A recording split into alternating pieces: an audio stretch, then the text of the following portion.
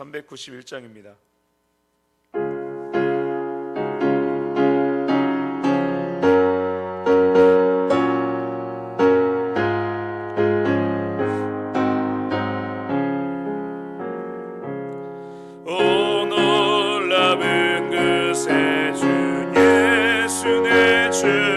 참 능력이 주시로다.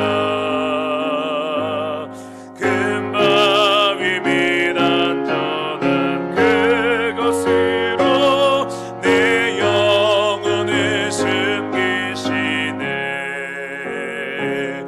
메마른 땅을 종일 걸어가도 나 피곤치 아니하며 저 위험한 곳 내가 이를 때며 금바위 위에 숨기시고 주 손으로 덮으시네. 오 놀라운 그새 주 예수 내 주 내 모든 짐 벗기시네. 죄악에서 날 끌어올리시며 또 나에게 힘 주시네. 메마른 땅을 종일 걸어가도 나 피곤치 아니하며 저 위험한 곳 내가 이를 때며 금바위에 숨기시고 주 손으로 덮으시네. 증량 못할 은혜로 채우시며 늘 성령에 감아주사 큰 기쁨 중 주님을 찬양토록 내 믿음을 높이시네. 아멘. 메마른 땅을 종일 걸어가도 나 피곤치 아니하며 저 위험한 곳 내가 이를 때며 금바위에 숨기시고 주 손으로 덮으시네. 주 예수님 공중에 임하실 때 나 일어나 맞이하리. 그 구원의 은총을 노래하리. 저 천군과 천사 함께 메마른 땅을 종일 걸어가도 나 피곤치 아니하며 저 위험한 곳 내가 이를 때며 금바위에 숨기시고 주 손으로 더 우리 3절만 다시 한번 찬양합니다. 증량 못할 은혜로 채우시며 늘 성령에 감아주사 큰 기쁨 중 주님을 찬양토록 내 믿음을 높이시네. 메마른 땅을 종일 걸어가도 나 피곤치 않아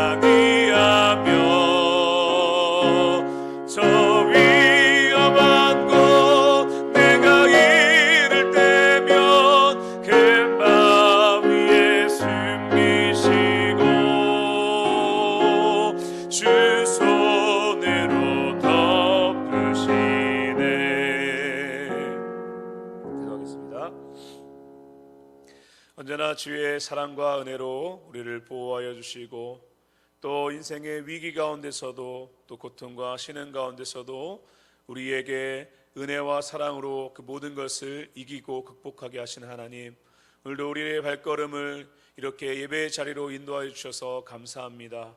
오늘도 하나님께 예배드리며 나아갈 때에 하나님 우리의 예배를 받아주시고 또 예비하신 주의 은혜로 우리 모두에게 허락하여 주시옵소서. 하나님, 언제나 우리의 삶 가운데 주님만을 바라볼 수 있는, 주님께 모든 것을 맡기며 나아가는 믿음을 더하여 주시고 또 어려운 시기를 지나고 있습니다. 더욱더 우리의 믿음 아버지 주여 흔들리지 않도록 하나님만을 바라볼 수 있도록 인도하시며 또 이 모든 어려운 상황 가운데서도 예배와 또 우리의 모든 신앙이 주님께로 더 가까이 나아갈 수 있는 시간이 될 수 있도록 인도하여 주시옵소서. 아버지, 혹시나 우리 성도님들 가운데 어려움에 처해 있는 우리 성도님들 계시다면 그 삶의 터전 가운데 또 모든 그 삶 가운데 더욱더 주여 함께하여 주시고 또 하나님의 살아계심이 그 삶 가운데 드러나며 나타날 수 있도록 하나님 은혜를 더하여 주시옵소서. 하나님 이 시간에 하나님의 말씀 가운데로 나아가기 원합니다. 하나님의 말씀을 통해서 다시 한번 우리의 모든 것을 새롭게 하여 주시고 하나님의 뜻이 무엇인지를 깨달아 우리의 삶이 날마다 하나님께서 원하시는 모습으로 조금씩 바뀌어가며 변화되어질 수 있도록 말씀을 통해 역사하시고 또 말씀을 전하는 종에게도 은혜를 베풀어 주시옵소서. 모든 영광 하나님께 올려드리며 예수님의 이름으로 기도합니다. 아멘.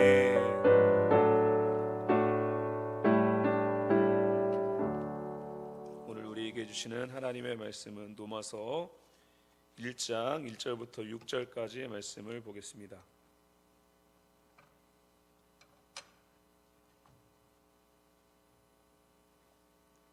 로마서 1장 1절부터 6절까지 말씀입니다. 한 절씩 교독하겠습니다. 예수 그리스도의 종 바울은 사도로 부르심을 받아 하나님의 복음을 위하여 택정함을 입었으니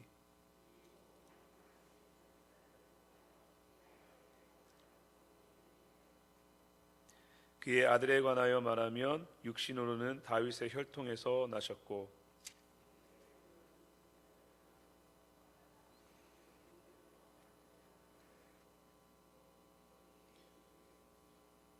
그로 말미암아 우리가 은혜와 사도의 직분을 받아 그의 이름을 위하여 모든 이방인 중에서 믿어 순종하게 하나니 너희도 그들 중에서 예수 그리스도의 것으로 부르심을 받은 자니라.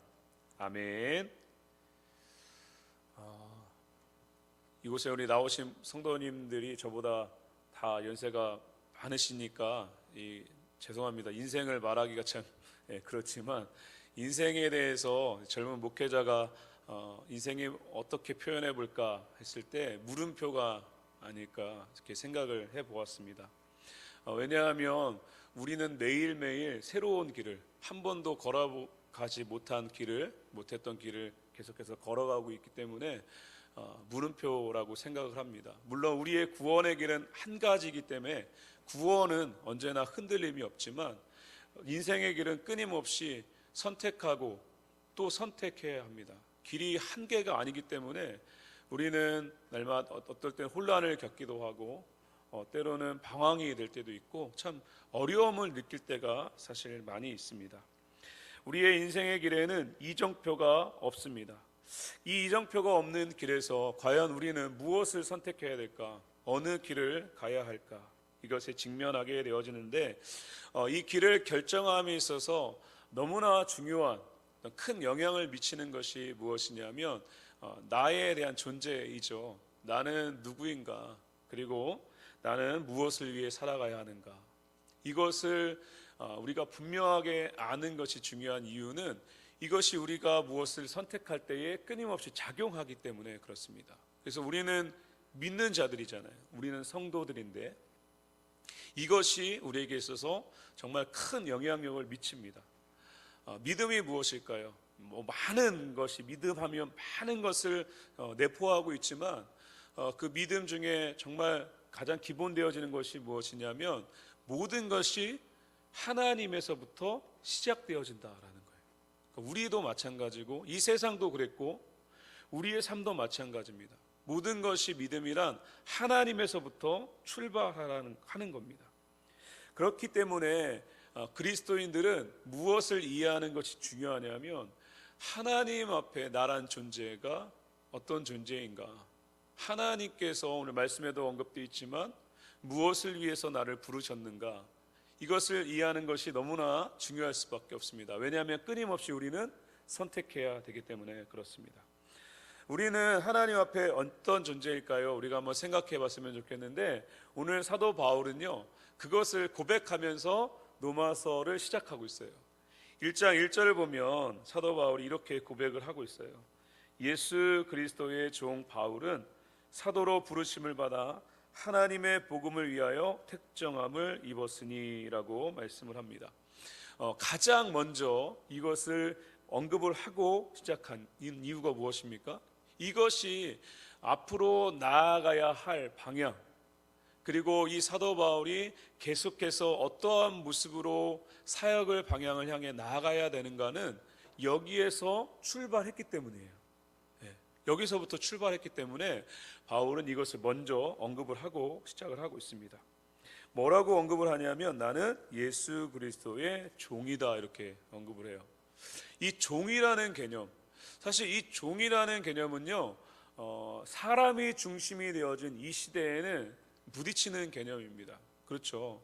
이 시대는 끊임없이 사람에 대해서, 교회에서도 마찬가지입니다. 우리도 당신은 사랑받기 위해 존재합니다, 당신은 정말 존귀한 사람입니다, 끊임없이 계속해서 어떤 나는 존귀한 존재라는 것을 얘기하잖아요. 찬양으로도 축복해주고. 그런데 이러한 시대에 당신은 노예입니다, 당신은 종입니다 이러면 마음이, 기분이 좋을까요? 좋지 않을 거예요. 별로 그것을 달갑게 여기지 않을 겁니다.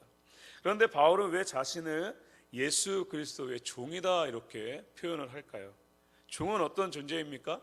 종은 주인에게 속해 있는 존재입니다.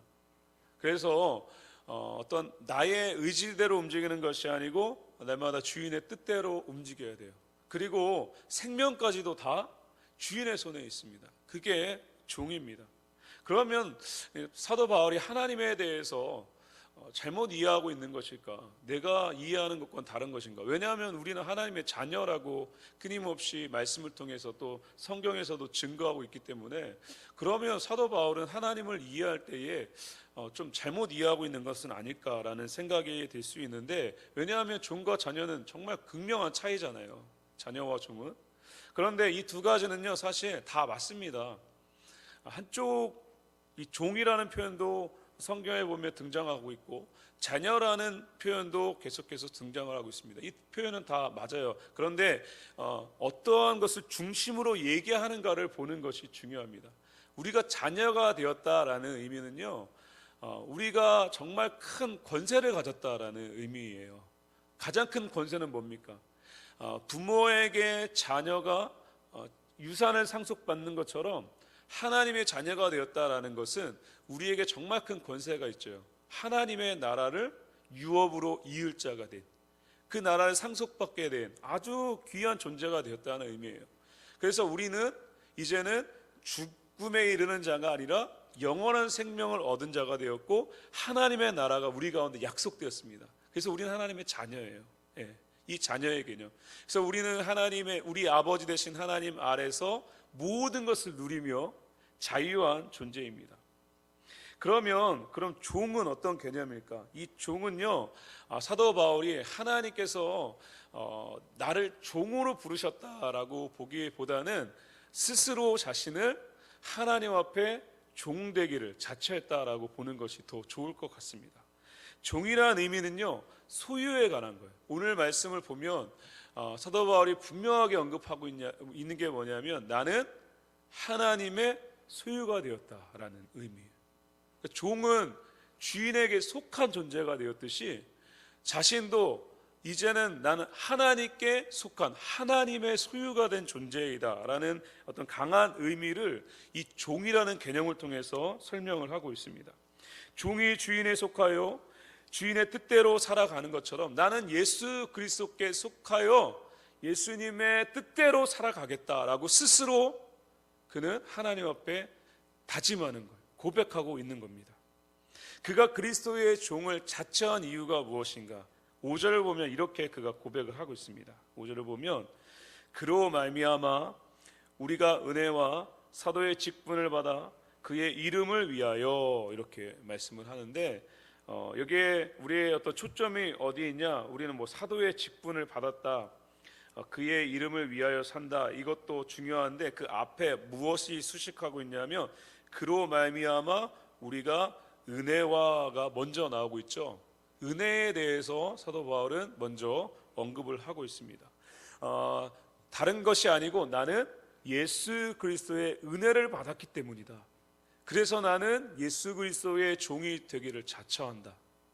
이건 이제 사도 바울에게 있어서 너무나 큰 의미입니다. 왜냐하면 그가 어떤 존재인가를 우리는 다 알고 있죠. 사도 바울이기 이전에 그는 사울이었습니다.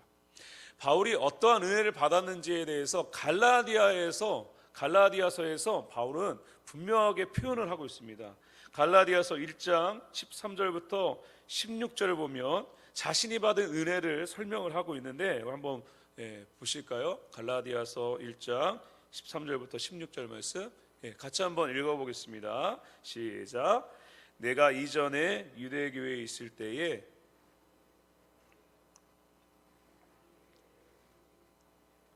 내가 동족 중 여러 영겁자보다 유대교를 지나치게 믿어 내 조상의 전통에 대하여 더욱 열심히 있었으나 14절까지만 먼저 보겠습니다. 분명하게 언급을 하고 있습니다. 13절을 보면 하나님의 교회를 심히 박해했다. 그저 그냥 박해하는 것도 정말 이건 심각한 건데 심히라는 형용사를 붙이고 있죠. 엄청나게 그는 교회를 박해했다. 이렇게 표현을 하고 있습니다. 이 대표적인 모습이 무엇이냐면 초대교회에 존재했던 7 집사 중에 스데반 집사님이 계셨죠. 그 스데반 집사님이 순교를 하잖아요. 돌에 맞아 죽습니다. 그때 그 자리에 있었던 사람이 누구냐면 바울입니다. 근데 이 상황 가운데 이 사도행전에서 누가가 이 바울에 대해서 표현을 하는데 뭐라고 표현하냐면요, 이렇게 표현합니다. 7장 58절을 보면 성 밖으로 내치고 돌로 칠세 증인들이 옷을 벗어 사울이라 하는 청년의 발 앞에 두니라. 사울이 있었다라는 것을 분명하게 언급하면서 8장 1절을 보면 사울은 그가 죽임 당함을 마땅히 여기더라 이렇게 묘사하고 있어요. 마땅히 여겼다. 이건 이제 긍정적으로 봤다라고 볼 수 있는데 그저 이 마땅히 여겼다라는 의미가 그저 긍정적인 단순한 그런 의미를 가지고 있는 것이 아니고요, 매우 적극적인 의미예요. 뭐냐면 잘 죽었어예요. 돌에 맞아 잘 죽었어 이거예요. 그러니까 바울은 이 스데반 집사님이 순교할 때 그런 마음을 가지고 기뻐한 사람이었습니다. 그 사람이 바울이었어요. 여러분, 우리가 예를 들어서 생각해 봤으면 좋겠습니다. 왕이요, 자신을 대신해서 대사를 다른 나라에 보냈는데 이 왕은 그저 어떤 동등한 입장에 있는 어떤 한 나라의 왕이 아니라 정말 누구도 건드릴 수 없는 세계를 평정한 대왕이에요. 그 왕이 대사를 보냈는데 그 다른 나라 사람이 그 대사를 죽였습니다. 그리고 아주 기뻐했어요. 아주 즐거워했어요. 그러면 그 대왕의 입장에서 어떻게 하겠습니까? 그냥 가만 놔두겠어요? 그 세계를 평정한 이 왕이요, 그 나라를 몰살시키겠죠. 그리고 자신이 보낸 그 대사를 죽이고 그리고 그 일에 관여한 자들에게는 극형을 내리겠죠. 그게 자연스러운 모습이고 당연한 결과입니다. 마치 그런 거예요. 7 집사님은 하나님께서 보내신 대사와 같은 의미인 거예요. 그런 대사를 죽이고 그리고 매우 기뻐하고 아주 마땅히 여기고 그런 사람이 바로 바울이었다라는 겁니다. 그런데 그런 자신을 하나님은 자녀 삼아 주신 거예요. 바울이요, 다메섹 도상에서 눈이 멀잖아요. 아무것도 안 보이잖아요. 그래서 3일 동안이나 먹지도 않고 그가 완전 큰 충격에 빠져 있었잖아요. 저는 그때 뭐가 떠올랐을까를 한번 생각해 봤는데, 가장 큰 것이 이 스데반 집사님 순교했을 때의 그 장면이 정말 많이 떠오르지 않았을까, 저는 그렇게 한번 생각해 보았어요. 그러니까 바울에게 있어서는 이것이 하나님 앞에 두려운 일입니다. 정말 괴로운 일이에요. 내가 왜 그랬을까? 내가 이게 옳다고 생각했는데 아니었다라는 거죠. 그래서 하나님 앞에 너무나 부끄럽고 죄송스럽고 괴롭고 후회되고, 그게 바울의 마음이었다라는 거예요. 그런데 하나님은 그에게 벌을 내리고 그를 버리고 이것이 아니고 오히려 그에게 은혜를 베푸셨어요. 그 은혜로 뭘 주셨습니까? 이방인을 위한 사도로 하나님은 그를 불러주셨다라는 거예요. 이 은혜를 알게 되니까 바울은 무엇이 깨달아졌냐면 자신을 향한 하나님의 계획이 뭐였는지를 깨닫게 되어져요. 그게 갈라디아서 1장 15절과 16절인데요. 다시 띄워주시겠어요? 갈라디아서 1장 15절 16절 말씀 같이 읽어보겠습니다. 시작. 그러나 내 어머니의 태로부터 나를 택정하시고 그의 은혜로 나를 부르시니가 그의 아들을 이방에 전하기 위하여 그를 내 속에 나타내시기를 기뻐하셨을 때에. 여기까지만 보겠습니다. 흥미로운 것은요, 시점에 관한 건데 하나님께서 자신을 선택한 시점입니다. 우리가 보았을 때 바울은 언제 하나님이 부르셨어요? 다메섹 도성이죠. 그때 빛이 임했잖아요. 근데 사도 바울은 그때를 말하고 있지 않습니다. 언제라고 언급합니까? 어머니의 태로부터 택정하셨다, 이렇게 표현하고 있고요. 같은 맥락으로 에베소서 1장 4절을 보면 창세 전에 그리스도 안에서 우리를 택하셨다, 이렇게 언급하고 있습니다. 하나님의 은혜는 어느 시점에 있었던 것이 아니에요. 우리가 이걸 알아야 됩니다. 하나님의 은혜가 어떤 시점에, 내가 그 믿은 그 시점부터 시작된 게 아닙니다. 하나님의 은혜는 이미 내가 존재하기 이전부터 우리 가운데 주어졌다고 분명하게 말씀을 하고 있습니다. 하나님의 은혜는요, 창세전부터 우리를 이미 하나님은 택하셨고 그 은혜는 그때부터 우리에게 시작되고 있었다는 거예요. 이게 얼마나 큰 은혜인지 모릅니다. 저는요, 감리교회에서 태어났습니다. 감리교회에서 자라났어요. 감리교회에서 계속해서 신앙을 배우고 대학교, 군대 제대할 때까지 저는 감리교였습니다. 그런데 전 지금 장로교 목사가 되었거든요. 가장 큰 이유가 여기 있었어요. 감리교회에서는 선택, 어떤 예정, 이것을 강조하기보다는 행위를 엄청나게 강조하거든요. 그래서 맨날 눌려 있었어요. 왜냐하면 그렇게 잘 살지 못하니까 날마다 눌리는 거예요. 기도했는데 또 가서 또 넘어지니까 또 가서 엎드리고 기도하면 너무 막 죄책감이 들고 너무 괴롭고.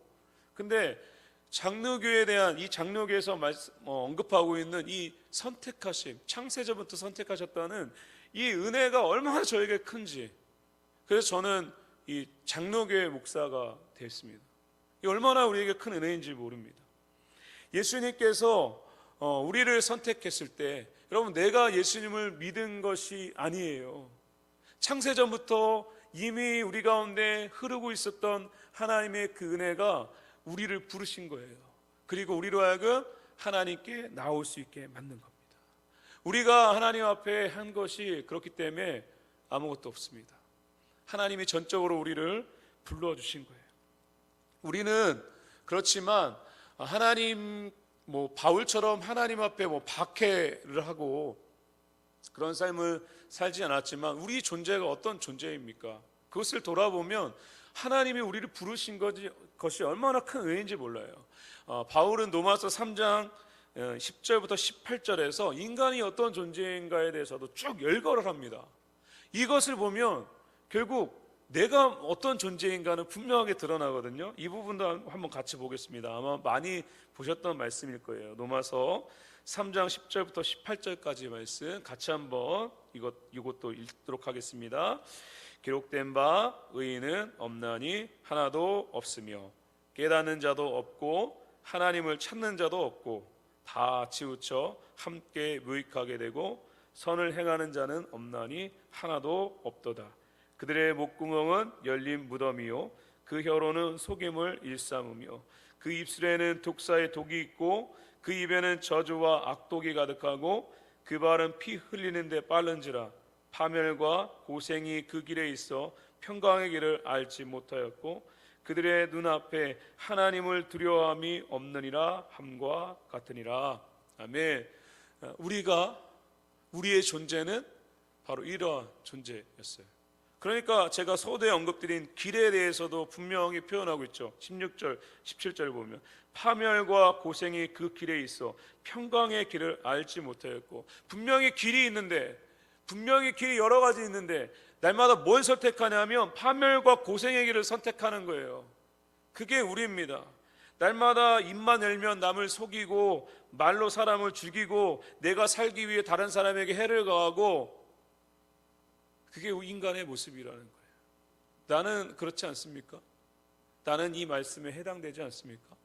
이게 내 얘기입니다. 내 얘기야. 그런데 그런 자를 하나님은, 그런 우리를 불러주시고 그런 우리를 하나님은 자녀 삼아 주신 거예요. 이게 너무나 큰 은혜입니다. 사도 바울은 6절에서 이렇게 말씀을 해요. 너희도 그들 중에서 예수 그리스도의 것으로 부르심을 받은 자니라. 너희도 로마서 말씀에서 언급한 것과 같이 저런 존재였지만 그들 중에서 불러주시고, 어떤 존재로 부르셨습니까? 그리스도의 것으로 부르셨다. 이것은 종의, 앞에서 1절에 언급한 것처럼 나는 그리스도의 종이라라는 표현과 연결되어 있는 말씀인 거예요. 이건 뭡니까? 바꿔서 말하면 너희도 나같이 내가 큰 은혜를 받은 것처럼 너희도 동일하게 하나님의 큰 은혜를 받았다. 그렇기 때문에 너희도 동일하게 그리스도의 종으로 살아갈 것을 자처해라. 이런 말씀인 겁니다. 동일하게 그런 마음을 가지고 나아가라고 사도 바울은 권면하고 있습니다. 사랑하는 성도 여러분, 나는 하나님의 사랑을 받은 존재입니까? 그렇다면 나 역시도 그리스도의 것으로 부르심을 받은 자입니다. 믿음이 깊어지면 깊어질수록 나타나는 모습이 뭘까요? 그것은 나에게 주어진 권세가 분명히 있지만 우리에겐 하나님의 자녀가 되는 권세가 있습니다. 우리는 많은 것을 누릴 수 있는 존재가 되었어요. 그런데 이상하게 그 권리를 행사하며 그 권세를 누리기를 기뻐하기보다는 오히려 내 자신은 죽고 끊임없이 내 안에 계신 예수 그리스도께서 계속해서 살아가실 수 있도록 그 삶을 살아가는 모습이 믿음이 깊어질 때 나타나는 우리의 모습이라는 거예요. 나라는 존재는 무엇을 위해 존재합니까? 하나님께서 나를 무엇을 위해 선택하셨을까요? 우리의 관심사는 끊임없이 내가 잘 되는 것, 내가 행복한 것, 내가 잘 먹고 잘 사는 것, 우리가 많은 것을 누리는 것도 하나님께서 우리에게 주신 복입니다. 그 복을 누리셨으면 좋겠어요. 그런데 그것이 우리를 부르신 삶의 이유와 목적은 아니라는 겁니다. 하나님은 우리를 분명히 그리스도의 것으로 부르셨어요. 그 그리스도의 것으로 부르셨다라는 분명한 이유가 5절 하반절을 보면 사도 바울은 이렇게 말씀을 하고 있습니다. 우리 이 부분을 보고 말씀을 마무리하도록 하겠습니다. 5절, 로마서 1장 5절 같이 한번 읽어보겠습니다. 시작. 그로 말미암아 우리가 은혜와 사도의 직분을 받아 그의 이름을 위하여 모든 이방인 중에서 믿어 순종하게 하나니. 아멘. 그리스도의 것으로 부르셨다라는 의미와 가장 연결되어 있는 표현이 뭡니까? 순종입니다. 순종. 우리는 언제나 어디에 마음을 두고 하나님이 우리가 무엇을 위해 살아가기를 원하시는가, 우리의 삶의 방향이 어딜 향해 가야 하는가, 우리의 삶의 목적은 무언가, 그것은 순종입니다. 우리를 하나님께 순종할 수 있도록 하나님은 그리스도를 통해 우리를 불러주셨어요. 이제는 파멸의 길로 가는 것이 아니라 하나님께서 원하시는, 하나님께서 우리에게 날마다 원하시는 생명의 길로 한 걸음 한 걸음 나아가는 것이 우리의 모습이고, 그것이 바로 순종입니다. 사랑하는 성도 여러분, 하나님의 사랑을 받은, 하나님의 사랑을 입은 우리 모든 성도 여러분, 우리는 그리스도의 것입니다. 그리스도의 것으로 하나님은 우리를 불러주셨습니다. 그렇다면 나는 어느 길을 걸어가야겠습니까? 오늘 사도 바울의 고백을 깊이 생각해 보셨으면 좋겠고요. 언제나 하나님 앞에 순종의 모습, 그래서 세상의 파멸의 길을 계속해서 걸어가는 것이 아니라 우리에게 허락하신, 이제 할 수 있는 그 순종을 날마다 하나님 앞에, 그 말씀 앞에 순종함으로 생명의 길을 날마다 한 걸음 한 걸음 걸어가는 우리의 삶이 되어지길 예수님의 이름으로 축복합니다. 기도하겠습니다. 사랑의 주님, 감사합니다. 죽을 수밖에 없었던 우리, 파멸의 길로 걸어갈 수밖에 없었던 우리, 그런 우리를 불러주시고 자녀 삼아주시고 그리스도의 것으로 우리를 불러주시니 너무나 감사합니다. 이제는 하나님 앞에 우리가 순종할 수 있는 존재가 되었음을 말씀을 통해 확인합니다. 그렇다면 우리의 삶의 이유, 우리의 삶의 목적이 무엇인지를 이 말씀을 통해 깨달았으면 좋겠습니다. 우리가 행복하게 사는 것, 우리가 이 세상에서 잘 먹고 잘 사는 것, 물론 그것도 하나님께서 우리에게 주신 복입니다. 그러나 우리를 부르신 삶의 이유와 목적은 그곳에 있는 것이 아니라 날마다 하나님께 순종하며 하나님의 뜻을 이루며 또 하나님께서 우리에게 허락하신 생명의 길을 향해 날마다 걸어가는 것임을 말씀을 통해 깨닫습니다. 언제나 우리의 관심사가, 우리의 마음이 언제나 하나님을 향하게 하시고 나는 죽고 날마다 내 안에 계신 예수 그리스도께서 살아가시며 우리의 삶을 이끌 수 있는 우리의 삶이 될 수 있도록 인도하시고 함께하여 주시옵소서. 감사드리며 예수님의 이름으로 기도합니다. 아멘. 교회 소식 전해드리겠습니다. 선교지 마스크 및 기타 물품을 계속해서 기증받고 있습니다. 5월 한 달간 계속해서 이 부분이 진행되고 있습니다. 기도하시면서 하나님께서 주시는 마음으로 또 선교지를 생각하며 또 우리 교회에 주신 비전을 기억하면서 같이 동참해 주시길 부탁드리고요. 교육자 실내에 가져와 주시면 됩니다. 주차 안내에 관한 광고입니다. 골프장 건물에 우리 교회는 3층에 주차하는 걸로 계약이 돼 있어요. 자꾸 2층에 되니까 이제 주차하지 말라고 이런 말까지 나오고 있는데 꼭 지켜주셔서 우리 교회 주차함에 있어서 어려움 겪지 않도록 이 부분을 잘 지켜주시기를 부탁드립니다. 나머지 광고는 주보를 참조해 주시기 바랍니다. 찬송가 315장 1절과 3절 부르신 후에 주기도문으로 예배를 마치도록 하겠습니다. 찬송가 315장 1절과 3절입니다.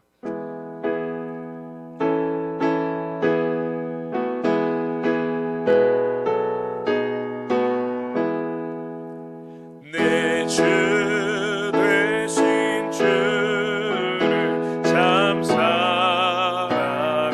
사랑하고 곧 그에게 죄를 다 구합니다.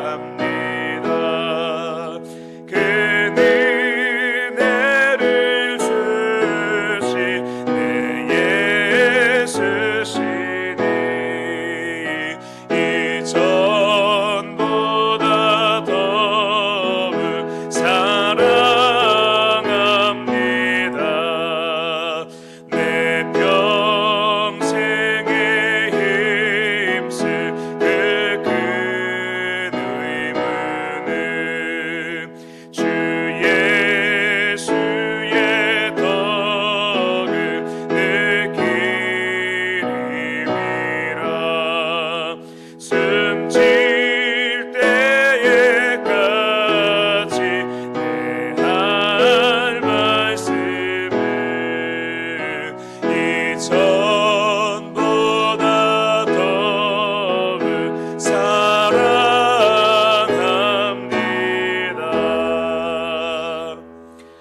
하늘에 계신 우리 아버지여, 이름이 거룩히 여김을 받으시오며 나라의 마옵시며 뜻이 하늘에서 이룬 것 같이 땅에서도 이루어지이다. 오늘날 우리에게 일용할 양식을 주옵시고 우리가 우리에게 죄 지은 자를 사하여 준 것 같이 우리의 죄를 사하여 주옵시고 우리를 시험에 들게 하지 마옵시고 다만 악에서 구하옵소서. 대개 나라와 권세와 영광이 아버지께 영원히 있사옵나이다. 아멘.